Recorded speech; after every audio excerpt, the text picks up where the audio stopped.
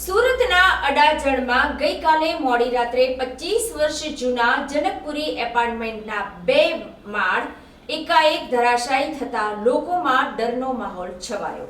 અડાજણ વિસ્તારનું આ જનકપુરી એપાર્ટમેન્ટ જર્જરિત હોવાથી ઘણા સમયથી તેને તોડી પાડવાની માંગણી કરવામાં આવી રહી છે અને આ કારણોસર જ થોડા સમય પહેલા આ એપાર્ટમેન્ટ ખાલી કરી દેવામાં આવ્યું હતું।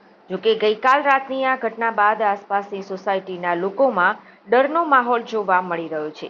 આ વિસ્તારમાં આવેલા પ્રતીક્ષા રો હાઉસમાં રહેતા રેશમા ચશ્માવાલાએ જણાવ્યું કે જનકપુરી એપાર્ટમેન્ટની બાજુમાં જ અમારું પ્રતીક્ષા રો હાઉસ આવેલું છે। ઘણા સમયથી આ બિલ્ડિંગ ખૂબ જ જર્જરિત છે। અમને ડર લાગે છે કે ગમે ત્યારે આ બિલ્ડિંગ પડી શકે છે અને તેના કારણે અમારા ઘરને પણ નુકસાન થઈ શકે છે। આસપાસ રાહદારીઓ કે લોકો ઉપર પણ જો કાટમાળ પડે તો તેમને પણ જીવનું જોખમ રહેલું છે।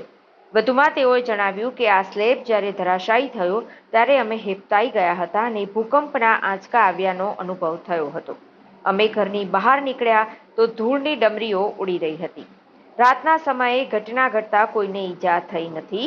જોકે આ બિલ્ડિંગને વહેલાસર તોડી પાડવામાં આવે તે જરૂરી છે, નહીતર ભવિષ્યમાં તેના કારણે આસપાસના લોકોનું જીવન જોખમાઈ શકે છે। રેશમા ચશ્માના નામ છે। હું પ્રતીક્ષા રો હાઉસ હની પાર્ક પર રહું છું। આ બિલ્ડિંગ જનકપુરી છે।